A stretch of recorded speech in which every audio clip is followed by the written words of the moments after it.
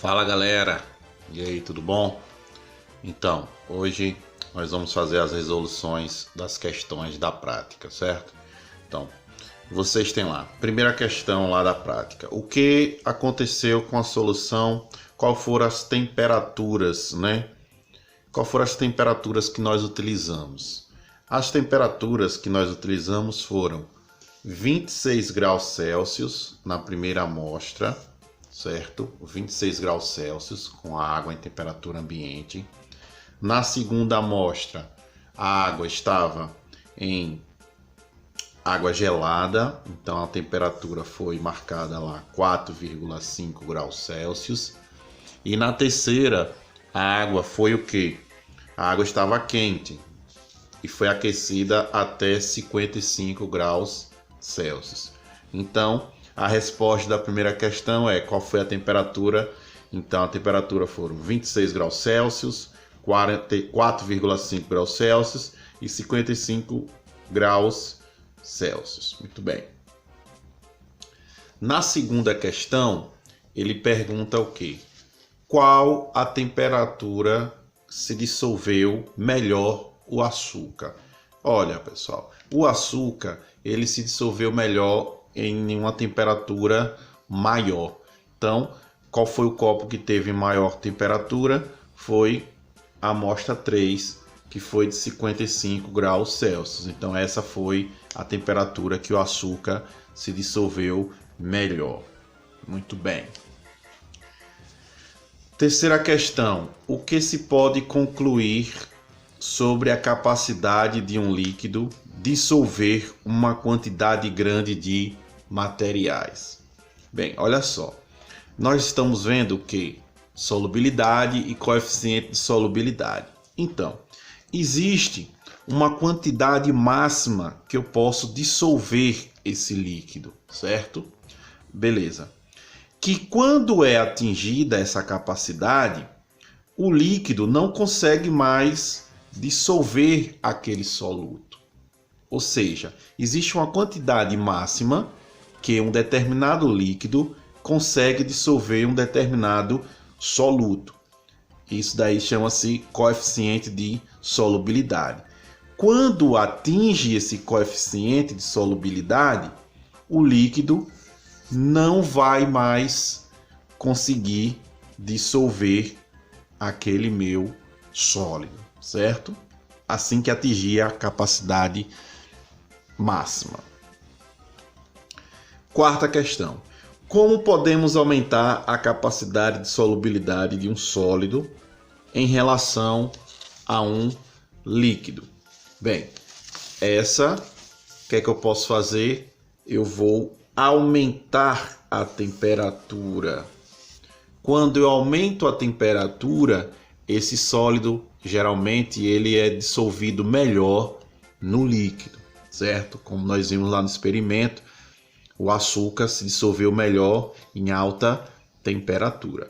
Mas existem algumas substâncias que se comportam ao contrário, né? Em altas temperaturas ela não se dissolve, certo? Mas a grande maioria dos sólidos se dissolvem quando eu aumento a temperatura do líquido. Então, vamos lá, pessoal. Dando continuidade, agora nós vamos ver o quê? As questões sobre solubilidade, as questões da teórica. Então, vocês assistiram o vídeo lá no Manual do Mundo, certo? E lá tem a seguinte pergunta. Sabendo que a água é o solvente universal, qual o nome de outro solvente que aparece no vídeo? Olha só. O álcool, ele é um solvente, mas no vídeo não aparece o álcool. Então, vou excluir aqui. O éter também é um solvente, mas não aparece no vídeo. O éster, ele não é um solvente. Querosene é um solvente, mas não aparece no vídeo. O único que aparece no vídeo é a minha acetona, que é um solvente orgânico, certo? Então, todos esses aqui são solventes, mas o único que aparece no vídeo é a acetona. Muito bem. Segunda questão, certo?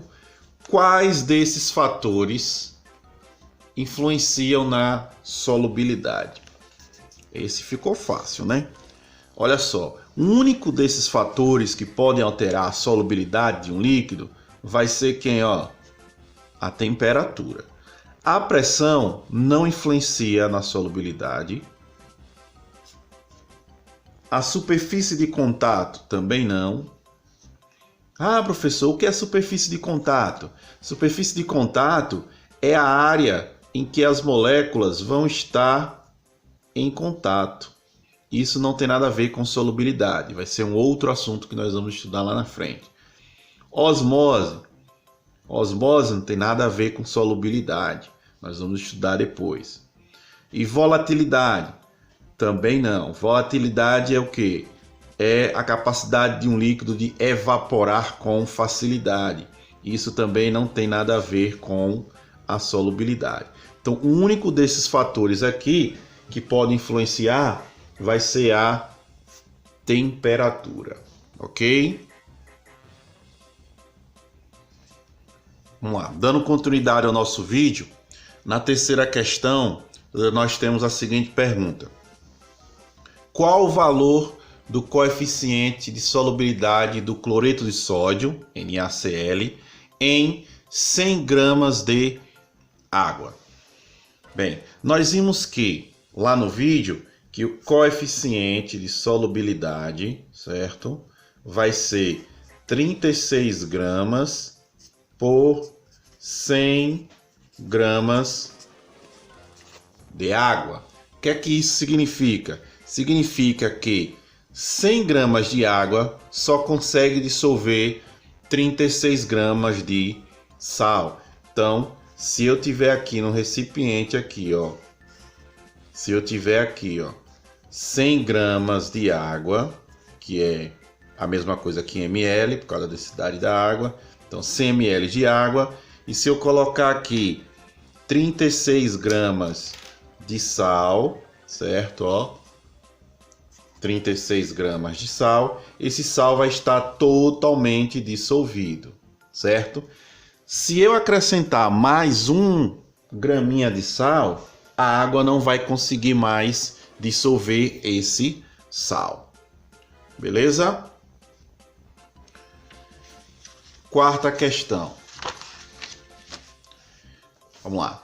Sabendo que o valor do coeficiente de solubilidade do NaCl é 36 gramas por 100 gramas de água, se uma solução formada por 15 gramas de NaCl em 100 gramas de água, essa solução é classificada como... Então, vou lá desenhar 3 baldinhos. 1, 2,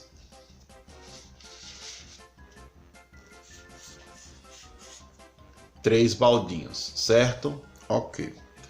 Todos esses 3 baldinhos vão ter 100 ml, que é a mesma coisa aqui, gramas, falando de água, 100 ml de água, certo? E eu vou acrescentar, ele falou que 15 gramas de água, ou 15 gramas de sal, desculpa.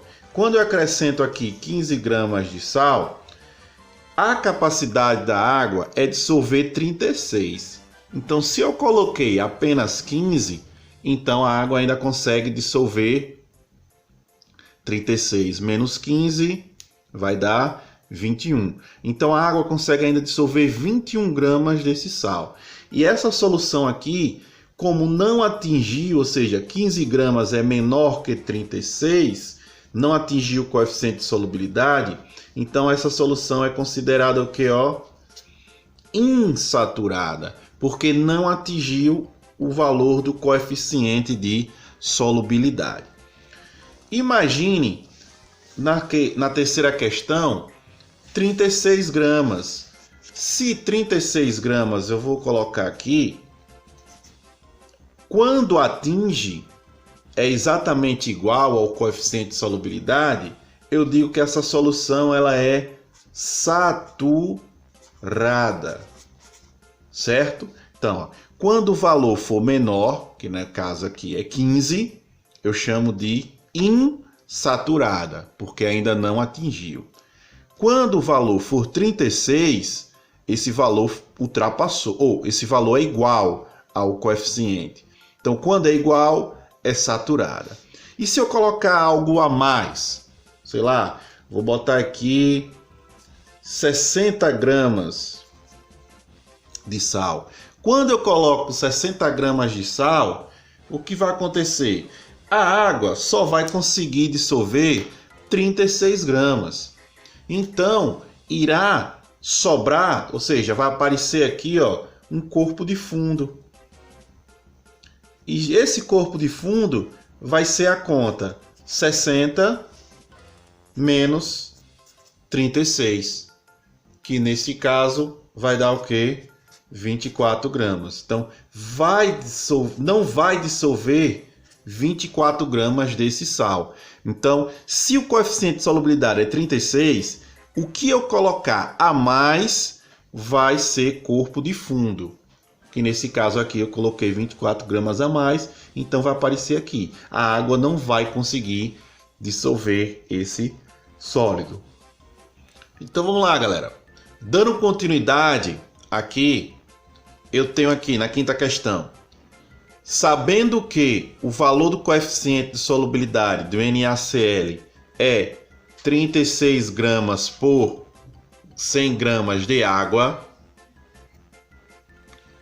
se uma solução formada por 50 gramas de NaCl em 100 gramas de água, qual será o valor do corpo de fundo? Essa ficou fácil, né, pessoal? Então, ó, vou desenhar aqui um outro balde aqui maior. A minha água, 100 gramas de água, ou a mesma coisa que 100 ml de água, só vai conseguir dissolver 36 gramas de sal. Se eu coloquei 50,